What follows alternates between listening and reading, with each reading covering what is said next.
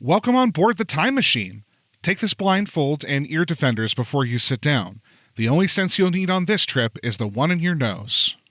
Can you imagine what the dinosaurs smelled like? What about Roman toilets? Were Egyptian mummies nice to sniff? We're about to find out. And more importantly, we're going to discover why on earth museums are pumping these pongs into their exhibits.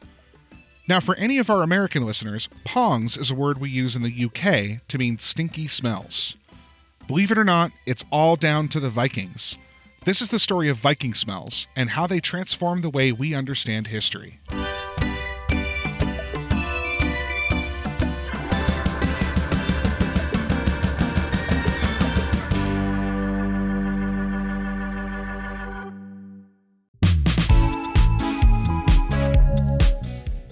Historians, welcome to another episode of Anytime Now.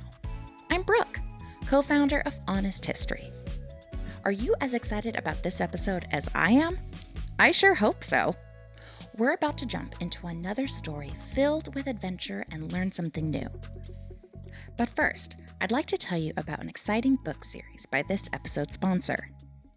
The Last Kids on Earth is a mega, best-selling illustrated series perfect for kids ages 7 through 12. Join Jack, Quint, June, and Dirk, a band of suburban middle schoolers, as they battle zombies and other villains in the aftermath of the monster apocalypse. I highly recommend checking out these hilarious, action-packed books brought to you by Penguin Young Readers. Go grab your copy today.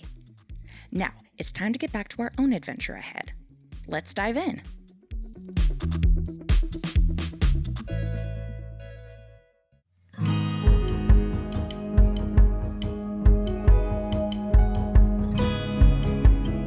Our first stop on the time machine is England, 1973.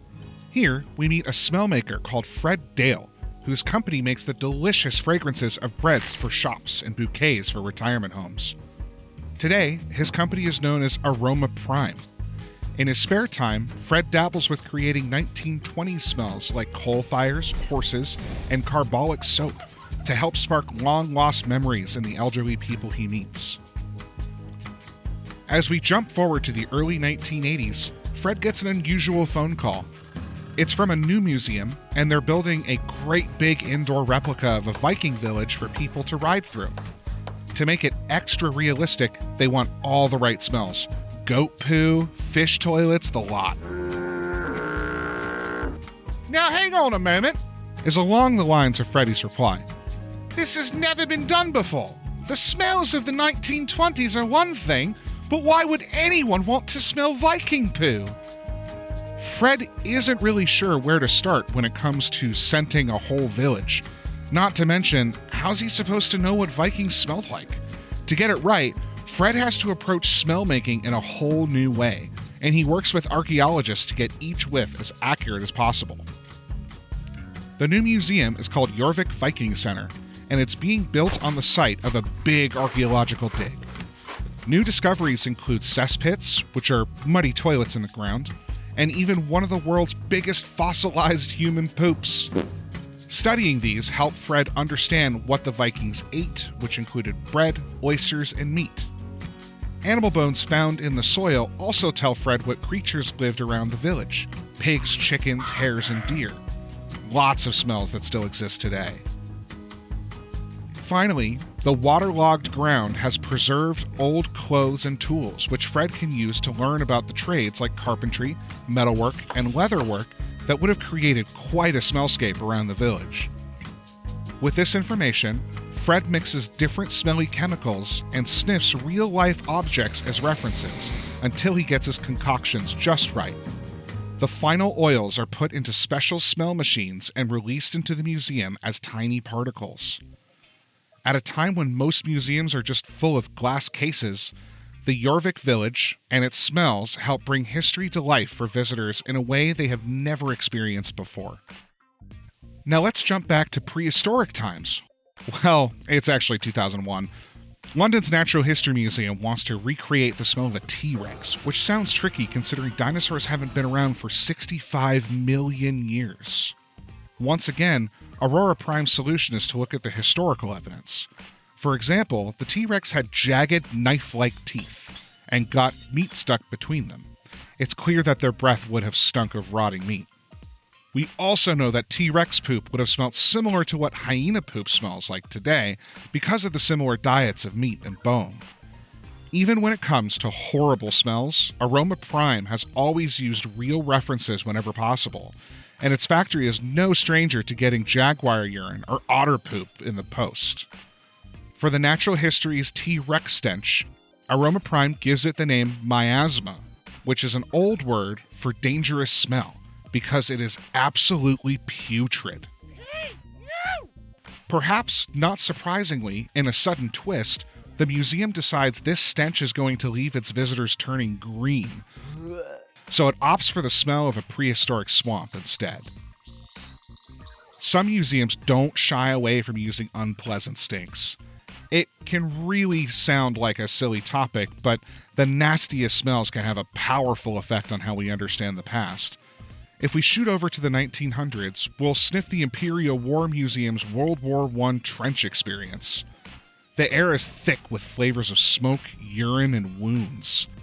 Because the olfactory bulbs in your nose connect to the part of your brain that processes emotions, bad smells can trigger strong feelings, and in the trench experience, they help visitors understand how horrible the conditions were for soldiers.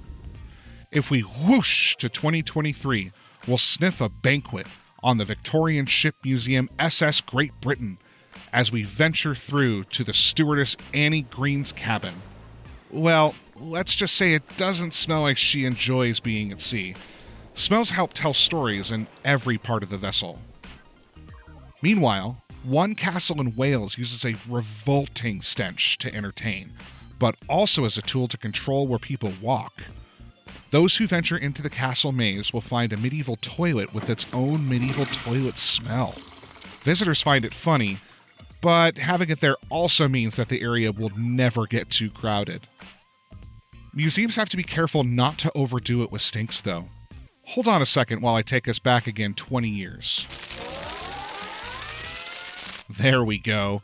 We're at a Roman museum with a historical toilet smell of their own. But they've left the machine running over the weekend while the building is closed. Can you guess what happens next? The museum quickly learns of their fart faux pas, which is fancy talk for mistake, when 1, 2, 3, 4 school children end up vomiting everywhere. This fiasco makes it onto the BBC News.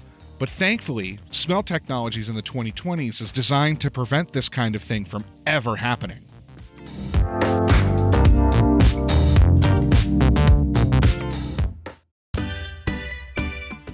It's time for a quick break from this amazing story to tell you a bit more about our sponsor for this episode. The Last Kids on Earth is a #1 New York Times, Wall Street Journal, and USA Today best-selling illustrated series. Your kids will become obsessed with the series' main characters, a band of suburban middle schoolers battling zombies and other monsters as they try to save the world. It's the perfect series for any kid who's ever dreamed of starring in their own comic book or video game. There are 8 books out now, with more on the way. The series is available everywhere books are sold.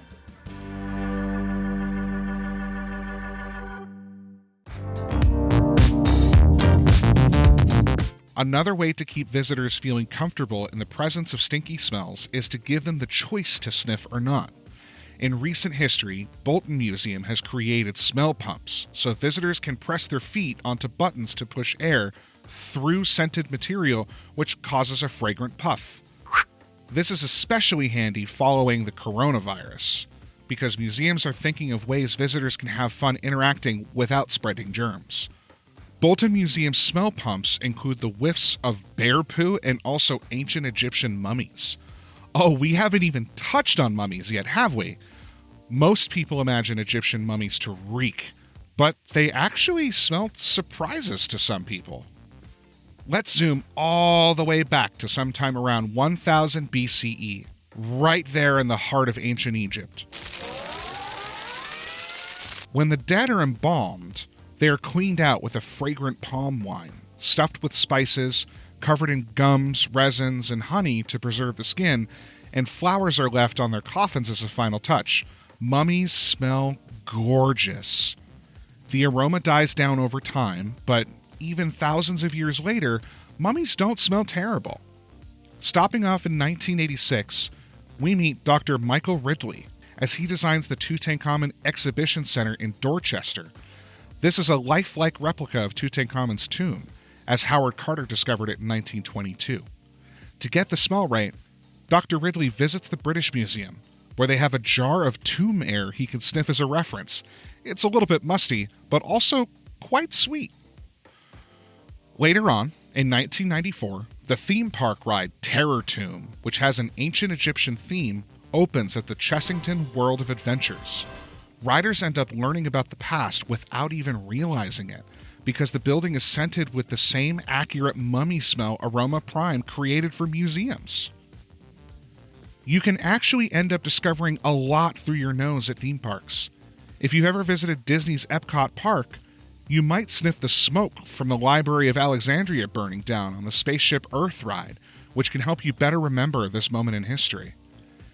In Frontierland, you can smell leather goods in the shops, the warm wood of the buildings, and early American flowers specifically chosen by the gardening team to make you feel like you are breathing the air of a real Wild West town. Main Street, USA, which welcomes guests into Disneyland, is also historically accurate in many ways, based on a town in the early 1900s. If we take ourselves to August 1955, a month after Disneyland's grand opening, we can open the Camden newspaper to see these words in print. Tantalizing aromas that grandparents remember from the turn-of-the-century bakeries will be wafting out along colorful Main Street. This place is a multi-sensory sensation. In 1955, many people's grandparents are the product of the early 1900s, so the smells of Main Street helps transport them back to childhood.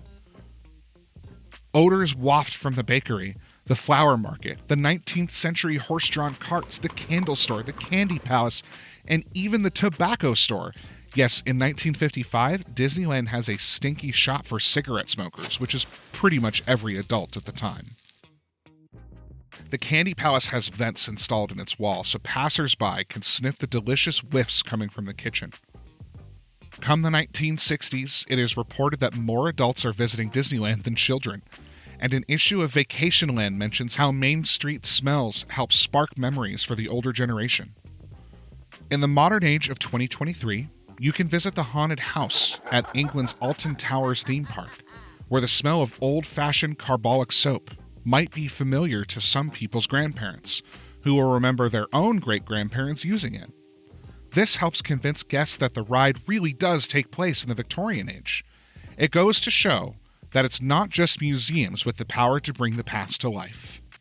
Some people are even designing machines that can release different smells while you play a video game or wear VR goggles. So, you can actually smell the zombies you're running away from. What's more, smells can create the illusion of changing temperatures.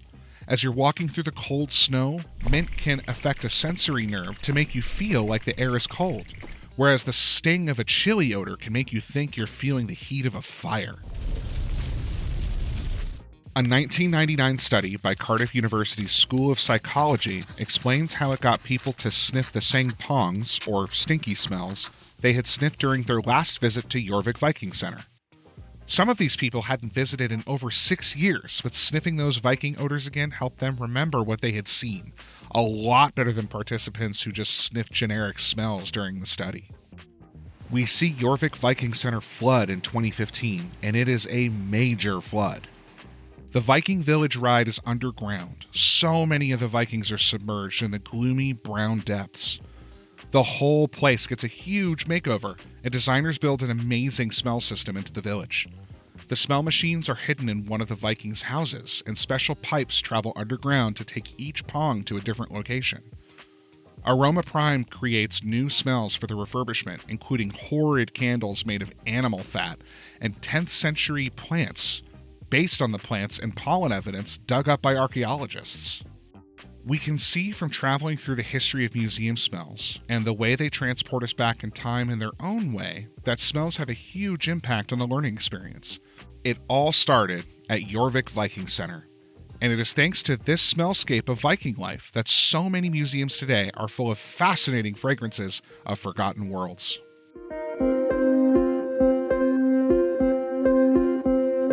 Welcome back. Wow, that was a really smelly and fascinating story, wasn't it?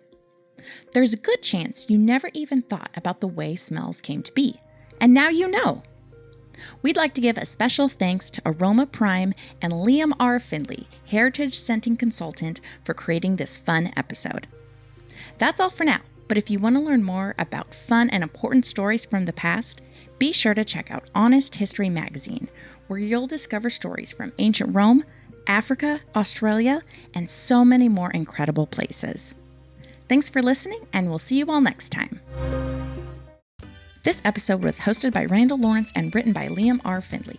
Production was led by Randall Lawrence and Robot Pirate Media.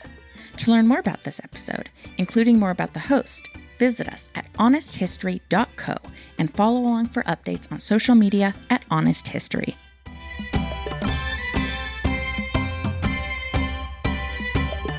When you think about history, are there lots of old guys wearing wigs and stockings?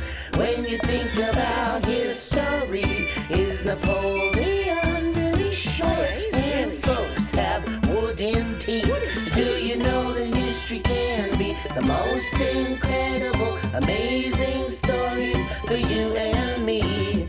Sit back and listen to a story right now. It's honest